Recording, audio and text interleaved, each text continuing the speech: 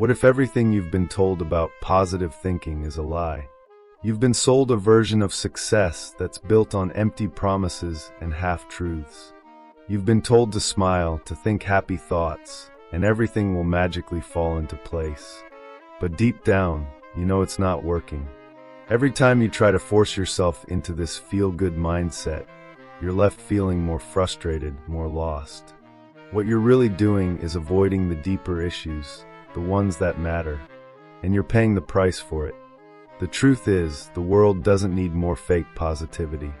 The world needs real change, real transformation. But to get there, you have to be willing to face the uncomfortable truth. Positive thinking alone isn't enough. It's time to stop pretending that everything is fine and start addressing the root causes of your struggle. Only then will you truly be able to create lasting change.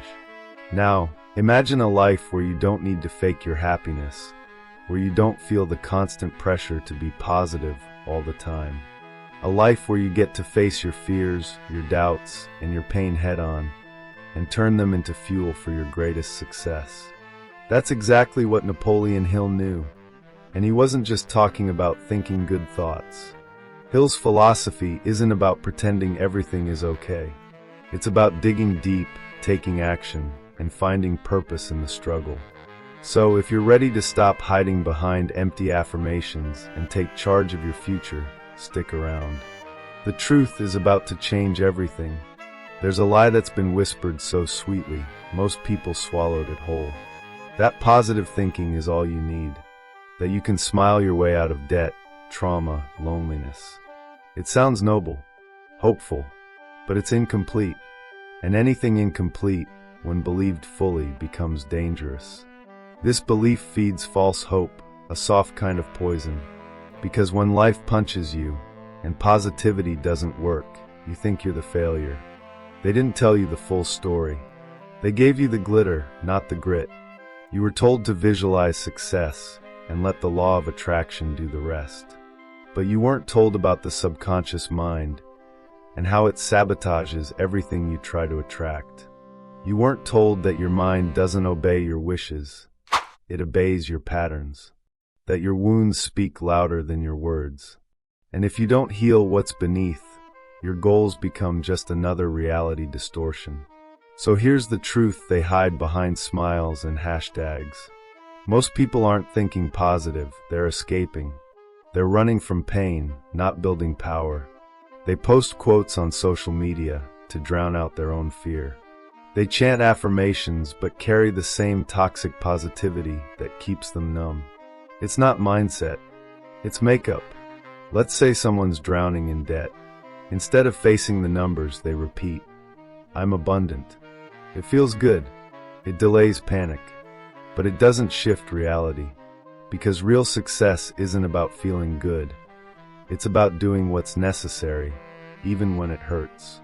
Think and Grow Rich wasn't a book about smiling. It was about mental habits, definite purpose, and sustained action. But somewhere along the way, we replaced action with illusion. Now you see it everywhere. Coaches selling magic mantras. Influencers preaching, just stay high vibe, while burning out behind the scenes. It's an entire industry built on blind optimism. And if you're not careful, it becomes a trap disguised as hope. Because the more you rely on fake light, the more you fear the dark. And what you fear owns you. So what happens when the fantasy starts to crack? When you've been positive for years and still feel stuck, unseen, unfulfilled? Most blame themselves. Maybe I'm not trying hard enough. But what if the method is broken, not you? What if the answer isn't in more positive thinking, but in something deeper? And what if society has been pushing you to feel good for a reason? There's a silent pressure haunting the modern mind, the demand to always feel good. It's not just personal, it's cultural. From curated Instagram stories to workplace mantras, the message is clear. No bad days. But this forced cheerfulness is costing us something real. It breeds emotional repression masked as strength. We smile while drowning, and the world applauds.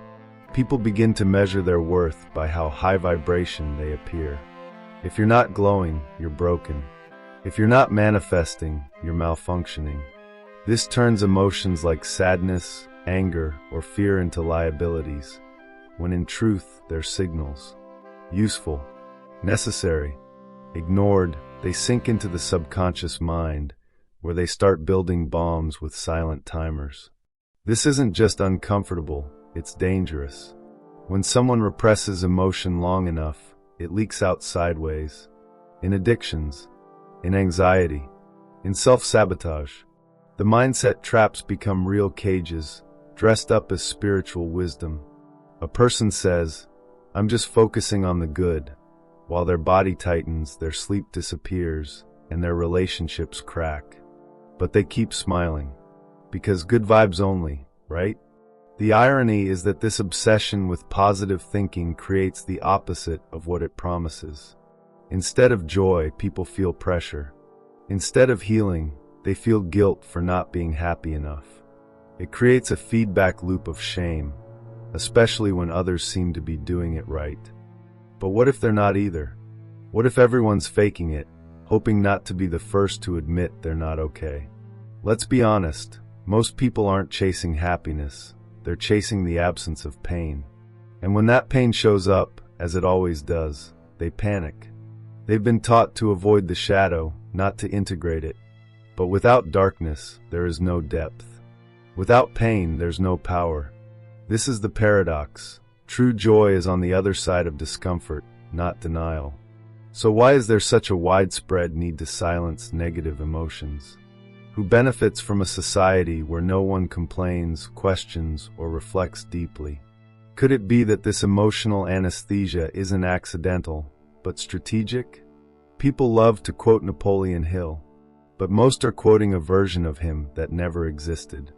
They cherry-pick the positive thinking part and ignore the core of his work: definite purpose, faith backed by action, and mental discipline. Hill wasn't writing feel-good slogans, he was writing war strategies for the mind. Think and Grow Rich isn't a motivational book. It's a blueprint, a manual for those who dare. Hill never said, "Just visualize and wait." He said, "Decide what you want, burn all other options, and act like your life depends on it." And he meant it. He talked about autosuggestion not as a fantasy, but as a daily mental ritual, where the subconscious mind is trained like a soldier. This isn't blind optimism. This is psychological warfare, between who you are and who you could be. Real success in Hill's eyes came from obsession, not daydreams. He wrote about faith, yes, but he defined it as an inner certainty born from repetition and discipline. He emphasized mastermind groups, persistence, and the power of focused thought. None of these things are passive. They are acts of will, and they often begin in discomfort, not bliss. The distortion of his message has led to false hope. People are told that positive vibes will attract wealth. They read one quote, "Feel good for an hour," and call it work. But Hill warned against that. He said success comes to those who are success conscious, not those who merely wish. There's a difference between wanting and demanding from life with full responsibility. This modern misunderstanding has trapped many in a kind of toxic positivity. They blame themselves when the law of attraction doesn't deliver, thinking they didn't believe hard enough. But Hill never sold magic. He sold mental habits. He taught how to influence the subconscious mind through constant, intentional effort. That's the part most people skip, because it's hard. So the question is, how did his fierce message of internal power get reduced to cute Instagram quotes? Who diluted his philosophy into cotton candy? And why? There's a subtle line between hope and hallucination, and most people crossed it without noticing. What started as staying positive became a psychological crutch, an escape hatch from pain, responsibility, and truth. The mind, when overwhelmed, will trade clarity for comfort. It will cling to fantasies, not because they're true, but because they're soothing. Positive thinking, when abused, becomes a drug, a dopamine hit, a way to numb the present by fantasizing about a better future that never arrives. You start imagining success, but stop building it, You repeat affirmations but avoid action. And the worst part, you start believing that doubt is evil. That fear means failure. That discomfort is a flaw in your vibration, not a sign you're growing. The brain loves predictability, and illusions are predictable. Reality isn't. So when life gets hard, your mind will offer you a deal. Don't face this. Just visualize something better. But that's a trap. It's like covering a broken bone with a smiley face sticker. You'll look fine on the outside, but the fracture deepens. This is how people get stuck in cycles of toxic positivity. They ignore warning signs. They suppress rage. They avoid necessary endings of relationships, jobs, identities, because everything happens for a reason, right? But not all pain is to be spiritualized. Some pain is a message, something is wrong, and no amount of positivity will fix what you refuse to face. So you keep pretending, keep posting quotes, keep smiling, but underneath you're tired, burnt out, disconnected from reality. Because positivity, when used as a shield, becomes self-gaslighting. You're not attracting a better life, you're avoiding the one you're in. The illusion feels safer than the truth. But truth is the only thing that transforms. There's a moment in everyone's life where positivity turns into paralysis. When you tell yourself you're choosing to see the bright side, but deep down, you're just avoiding what hurts. You don't want to face the hard conversation, the painful truth, or the uncomfortable decision. So you label your avoidance as high vibration. You spiritualize your escape. You convince yourself that discomfort means you're off track, when in fact, it's often the only sign that you're finally facing something real. The truth is, most people don't lack motivation. They lack the courage to confront. It's easier to visualize abundance than to face your financial chaos. Easier to post quotes about healing than to call your estranged father. Easier to write, "I am worthy" 100 times than to end a toxic relationship. Positivity has become the perfect alibi. It makes you feel noble while you run from everything that would actually change you. Avoidance wears many masks: optimism, patience, faith. But at its core, it's fear in disguise. You're not trusting the universe. You're scared of conflict, scared of grief, scared of letting go. So you wrap your fear in spiritual language and call it alignment. But real alignment requires rupture. It demands you let things die, beliefs, habits, identities, so something honest can be born. This is the paradox. Positivity without confrontation becomes self-betrayal. Because your soul knows when you're lying to yourself. You smile, but your gut tightens. You meditate, but feel emptier after. You journal about gratitude, but dread waking up. These aren't signs that you need more positivity. They're signs that your inner world is screaming for truth, not comfort. And growth doesn't happen in comfort. It happens in rupture, in standing in front of the fire and saying, "Burn what needs to burn." Every hero's journey begins with a fall, an ego death, a collapse, a confrontation with the shadow. But today, most people are too busy trying to manifest a life they're too scared to build. They want the reward, not the reckoning. The fruit, not the root work. So here's the harsh truth. The path to real power is paved with confrontation. With telling the truth, even when it breaks the image you built. With sitting in pain, without numbing it with affirmations. With choosing the hard thing, the honest thing, the real thing, over the thing that simply feels good. You don't need more positivity. You need courage. Because without courage, positivity is just another prison. In today's world, numbness is currency. The more you can smile while your soul collapses, the more society applauds you. Work 60 hours a week? Just stay grateful. Burned out? Just drink a smoothie and say a mantra. Your pain is not allowed. It's bad for business. So you learn to bury it. You fake wellness. You wear your suffering like a polished brand. The system doesn't want you healed. It wants you functional. Smiling just enough to stay productive, numb enough to be compliant. Influencers sell positivity like it's a lifestyle, while their lives are curated illusions. Corporations push wellness programs not for your liberation, but for your efficiency. You're not a person. You're a unit. And the moment you stop performing happiness, you're labeled negative. The smiling slave is the ideal citizen. Obedient, cheerful, non-disruptive. You go to work, you meditate, you post a quote, and you never question why your life feels hollow.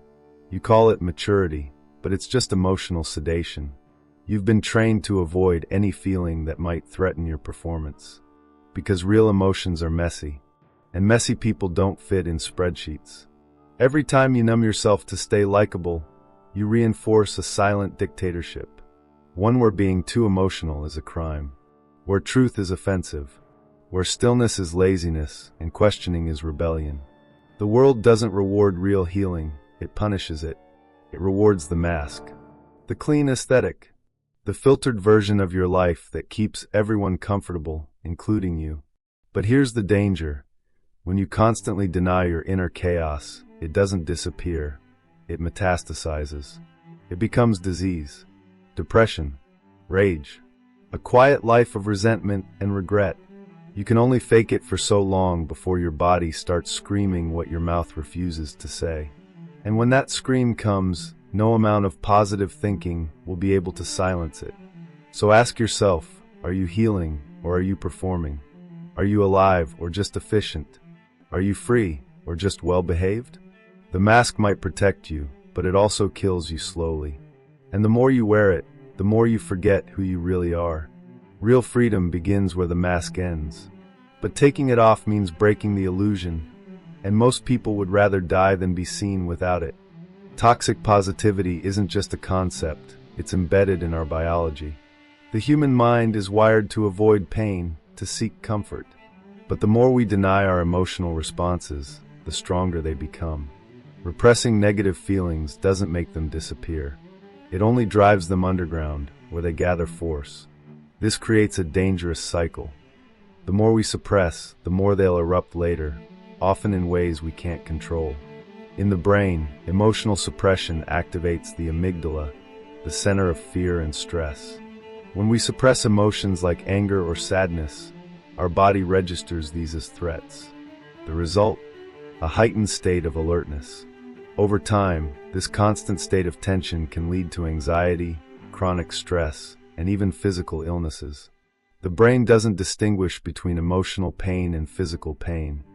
It responds to both in similar ways, triggering the body's fight-or-flight response. But this cycle is often misdiagnosed. When we push through difficult emotions with forced optimism, we feel a temporary sense of relief. It's the brain's defense mechanism at work, fooling us into thinking we've found a solution. But all we've done is delayed the inevitable. Suppressed emotions don't dissipate. They bubble beneath the surface, waiting to manifest as exhaustion, irritability, or physical ailments. The body is trying to tell you something, but you're too busy masking it with a smile. The real danger comes when we begin to believe our own lies. When we tell ourselves, I just need to stay positive, we start to disconnect from our true emotional state. This disconnection is what leads to emotional burnout. Without the proper tools to process grief, sadness, or anger, they fester within us unaddressed. You're left in a perpetual state of emotional denial. And in that denial, your mental health deteriorates because you're not giving yourself permission to heal. The body doesn't lie. We can fool ourselves into believing we're fine, but the physical symptoms of emotional suppression will eventually surface. Increased heart rate, high blood pressure, digestive issues, and even autoimmune diseases are common outcomes of long-term emotional suppression. The brain can only handle so much before it starts signaling the body that something is wrong. Toxic positivity, in all its forms, is a slow poison, one that lulls you into a false sense of security while your body pays the price. Toxic positivity also distorts our relationships with others. When we constantly present ourselves as happy and okay, we prevent authentic connection. We create a barrier between our true selves and the world around us. People start to feel that they must also maintain this illusion. It perpetuates a cycle of emotional isolation where no one is truly seen or heard. The more we push positivity, the further we move from real empathy, and the harder it becomes to genuinely support each other through struggles. The cost of always staying positive is high, and it's something most people never fully realize until it's too late. At first, it might seem like the best approach to life, simply thinking happy thoughts, ignoring the tough stuff, and pushing forward. But this superficial positivity comes at the expense of authenticity. You lose the rawness of who you really are when you constantly edit yourself, trimming the parts of you that are messy, uncertain, or human. In the quest for constant happiness, you forfeit your truth. When we focus exclusively on staying positive, we distance ourselves from the deeper parts of our emotional world. Feelings of sadness, fear, and anger are natural, but by denying them, we're cutting off our ability to truly feel anything. Over time, this emotional numbness creeps in. It affects how we relate to ourselves and others. We become empty shells, pretending that everything is fine, even when it's not. This facade leaves us isolated, because no one can connect with a version of you that's constantly edited and filtered. Perhaps the most dangerous aspect of this is that, in denying our true emotions, we lose our courage. Facing difficult emotions, whether it's grief, guilt, or anger, requires real bravery. It's much easier to run from these feelings, to hide behind a smile and a mantra. But this avoidance weakens us. When we avoid emotional challenges, we miss the opportunity to develop resilience. We lose the courage to confront life's complexities and find meaning in them. Another casualty of forced positivity is clarity. When we refuse to acknowledge our discomfort, we cloud our minds with distractions. We become experts at keeping busy, at silencing the thoughts that challenge us. But in this state, we fail to see the truth about ourselves, our relationships, and the world around us.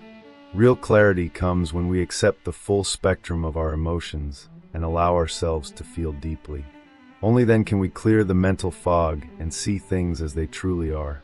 Perhaps even more insidiously, staying positive all the time robs us of connection. No one can truly connect with someone who is always fine. Our vulnerability is what makes us human. When we suppress our emotions, we hide the very essence of what makes us real. Relationships, at their core, are built on trust and authenticity. But when we constantly wear the mask of positivity, we present a version of ourselves that isn't authentic.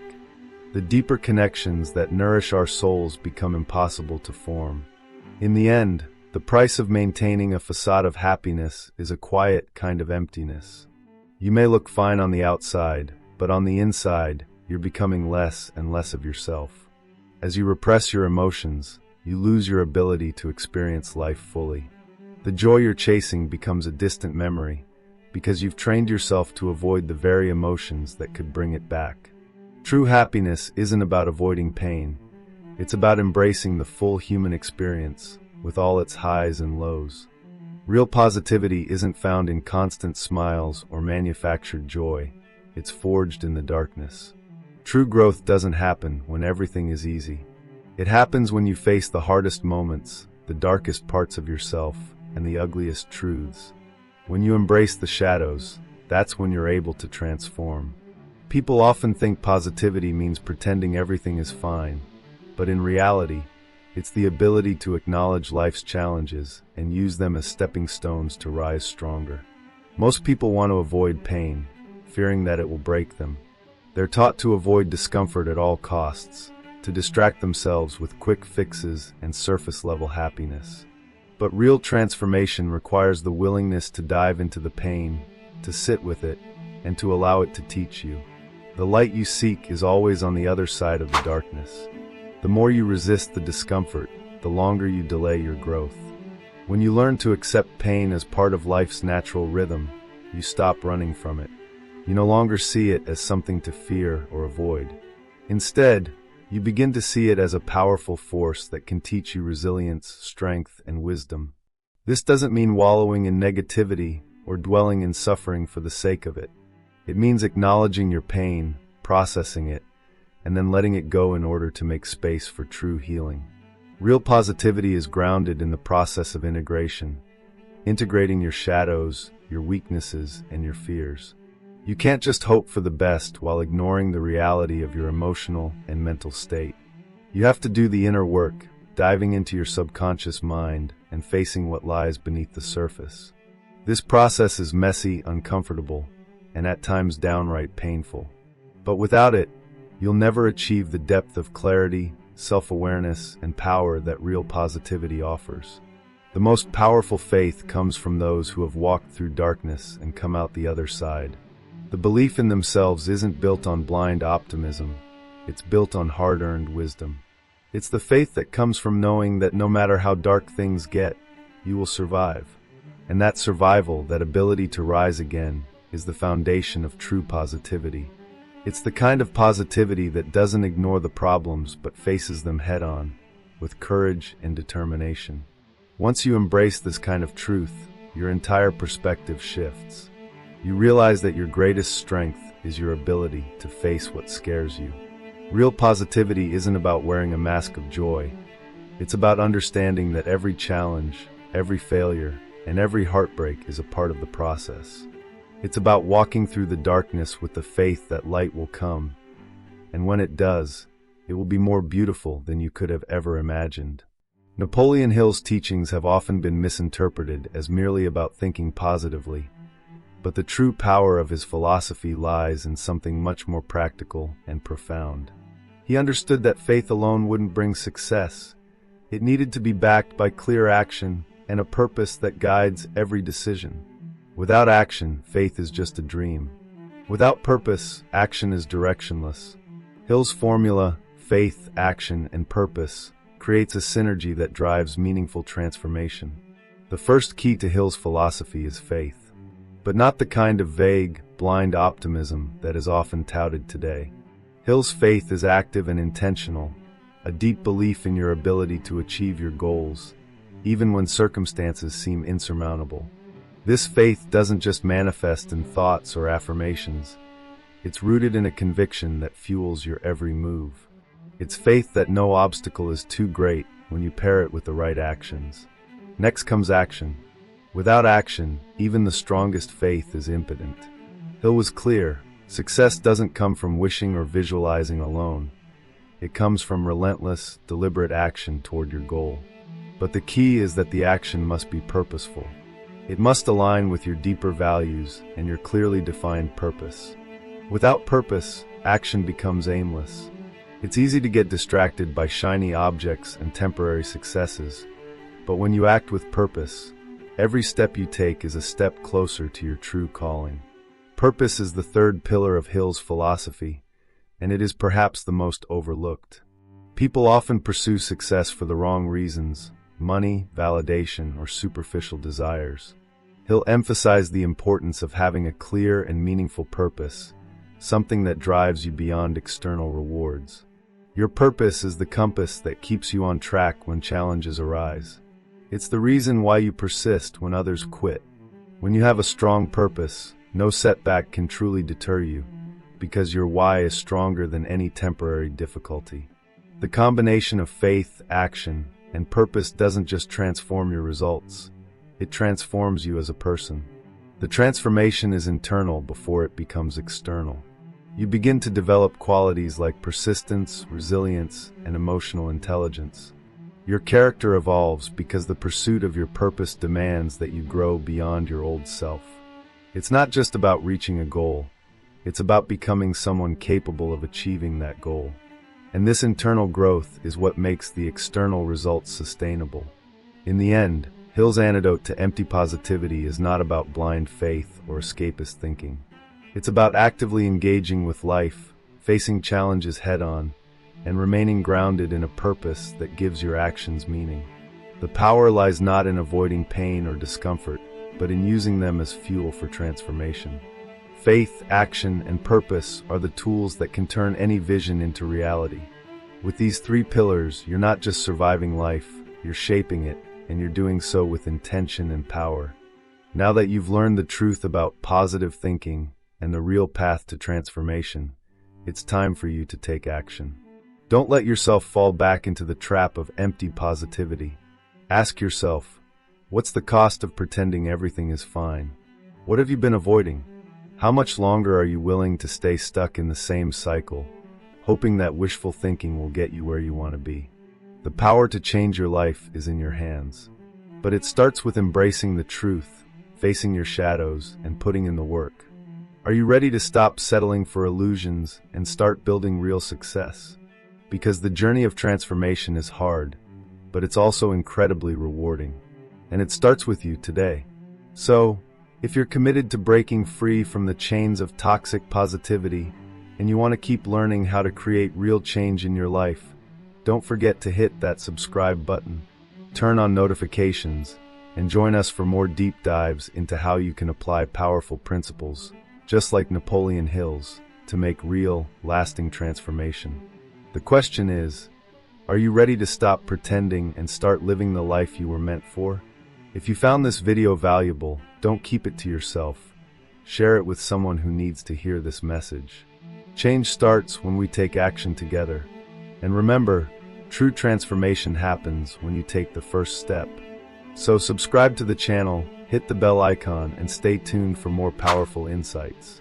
Your next level is just one click away. It's time to stop pretending. It's time to start living. Let's do this.